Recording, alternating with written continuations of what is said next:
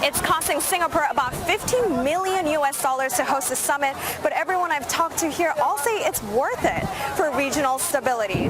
Singapore has hosted a lot of international events before, but nothing to this extent. And as the Korean Americans continue to hope for peace, so do the visitors here at the Korean War Memorial, a place where people are reminded of the 30,000 Americans who lost their lives fighting for peace among the Korean Peninsula.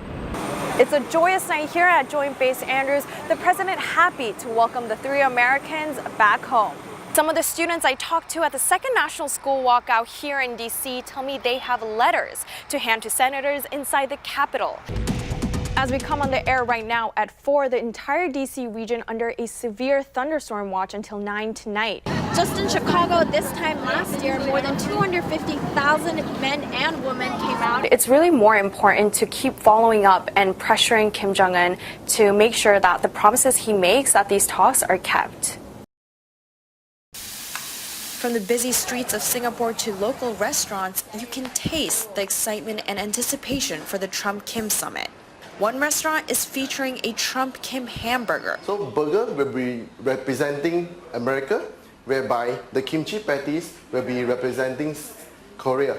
So by having these two combinations, it works as a seal of friendship. Another restaurant here put a special spin on a local Singaporean dish, nasi lemak, by adding dry-aged beef imported from the U.S. Why dry-aged U.S. beef? And because we say we want to make Trump feel loved, because he, in every single negotiation, he said, I want to export my U.S. beef, you know. Singaporeans have also cooked up a new peace slogan. No nuclear, no war, do business. It's costing Singapore about 15 million US dollars to host the summit, but everyone I've talked to here all say it's worth it for regional stability. I think there's no price for world peace. As Singaporeans, we just want peace, prosperity, and lots of money coming in for the year. Singapore is an international city with a diverse population, including a majority of Chinese, Malay, and Indian. Local residents say that diversity makes the city the perfect place to host the summit. Everything happening around Asia, so I think this is the perfect place. The Singapore Mint has even released 3 commemorative coins with the words World Peace on one side of the coin and a Trump-Kim handshake on the other. The coins are sold up to around $1,000 US and are now sold out. In Singapore, Anna Kook, News Channel 8. Back now to the big international story, the historic summit between President Trump and North Korean leader Kim Jong-un. Anna Kook of our staff, she's interning with us, is in the Republic of Singapore right now, covering the summit from the Medill School at Northwestern University and us as well. And she's with us on the Newsline right now to give us a first-hand look at what's going on. Anna, you're, of course, 12 hours ahead of us, so we appreciate your staying up late for us. I'm interested in where we are right on the threshold of this big meeting. No one knows exactly what's going to come out of it, but leading up to it, for instance, Kim Jong-un spent much of the evening there driving around the city of Singapore, being very much of a tourist. What's going on there as a result of having the motorcade and all his security people around? Right. So after Kim Jong-un arrived yesterday, it was really hard to get a glimpse of him. He spent most of his time inside his motorcade or inside his hotel, but he made an unexpected tour around the city. He made a visit to Marina Bay Sands, which is a very iconic tourist attraction here in Singapore. And that's when swarms of people, local residents here, rushed to the streets just to get a glimpse or a picture of Kim Jong-un. And people were telling me that this was really a once-in-a-lifetime opportunity. So it was a pleasant surprise and just a lot of excitement on the streets just to get a glimpse of the Supreme Leader. This is your home. It is a beautiful place by all accounts. I've not been there, so I'll rely on your accounts of this. But this is putting Singapore very much center stage right now. What do Singaporeans think about having this venue right in their backyard? Right. Singapore has hosted a lot of international events before, but nothing to this extent. And I've talked to a lot of local residents here today, and they were saying that it's such an honor for them to host such a meaningful summit and to be able to advance perhaps regional or even world peace. And there's so much excitement here that I even visited a local restaurant here today that featured a themed Trump Kim burger. So there's just a lot of excitement going on here, and Singaporeans are really happy to be the host country of this meeting. The word from the U.S. delegation was the president thinks things are moving maybe even faster than he had anticipated, and so he sees this as a one-day deal. They're going to have their meeting tomorrow, 9 a.m. there, 9 p.m. here tonight. And then he's going to get on a plane and fly back. How is that viewed among the reporters there? Is that a surprise? Did they think that this is a good thing or a bad thing?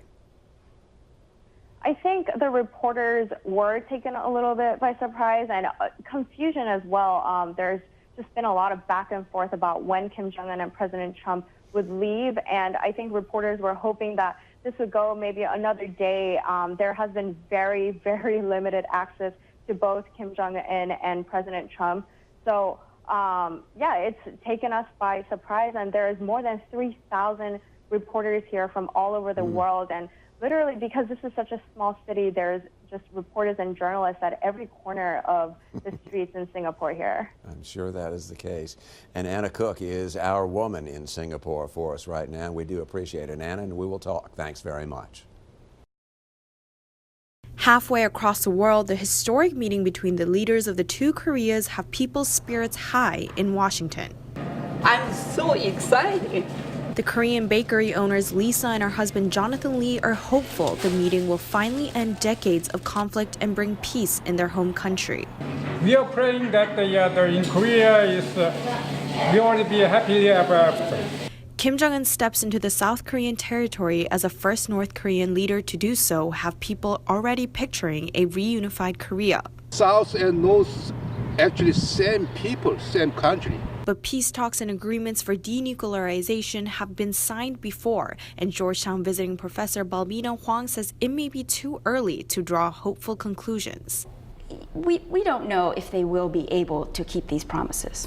Yet Jonathan Lee, who grew up just miles away from the 38th parallel, is staying positive. I want to visit there and enjoy myself because I'm near 60, over 60. Before I go die, maybe I can go there. As the Korean Americans continue to hope for peace, so do the visitors here at the Korean War Memorial, a place where people are reminded of the 30,000 Americans who lost their lives fighting for peace among the Korean Peninsula. In Washington, Anna Kook, ABC 7 News. Show me what democracy looks like. This is what democracy looks like. On Saturday morning, women and men of all ages and color came together in downtown Chicago for the Women's March this year under the theme of March to the Polls. So this year we've really focused on March to the Polls. So we're really working with a group of coalition partners to get out the vote in 2018, vote for the midterms. Tomorrow marks the 1 year since millions of people came out to participate in women's marches all across the world. Just in Chicago this time last year, more than 250,000 men and women came out after Donald Trump was elected president. After 1 year, even more people have come out today, and Chicago is still marching forward. Among the thousands who participated was a volunteer helping people with disabilities, who, despite running around for hours, never lost her smile and enthusiasm. For last year, I think it was probably the best day of my life. It was really like this, it makes me cry because it was like this incredible camaraderie of like people coming together. I'm hoping to see a major shift in power. I hopefully see a change that's all about representing women, supporting women, and most importantly, having women in office, in power. After today, Women's March Chicago will continue to educate and empower women to go out and vote for the 2018 midterm elections that will be held on November 6th.